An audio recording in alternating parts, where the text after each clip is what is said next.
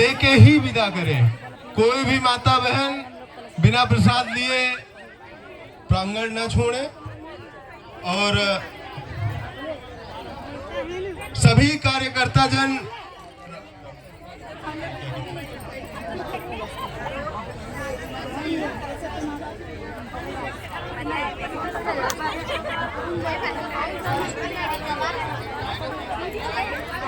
राजेश पूर्वे भाई, राजेश भाई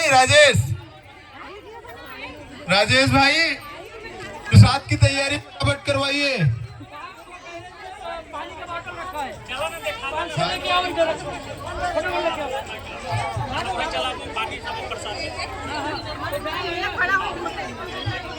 सभी माताएं बहनें अपना अपना स्थान ग्रहण करेंगे। बड़े ही सौभाग्य की बात है कि हम सभी को कलश यात्रा में सम्मिलित होने का अवसर प्रदान हुआ है। आप सभी से निवेदन है कि प्रसाद लेकर के ही घर पे जाएंगे और ठीक शाम 4 बजे सभी लोग कथा श्रवण करने पहुंचना है। अभी जा करके अपने घर का सभी काम करके और शाम को 4 बजे ठीक पंडाल में पहुंचना है।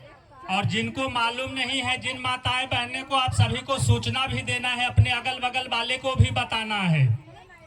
आप सभी को मालूम है कि अभी अपने नाय गांव में जगह जगह कार्यक्रम हुआ है, कथा हुआ है, लेकिन यहाँ सोमेश्वर नगर स्टार सिटी के लोग नहीं पहुँच पाते हैं।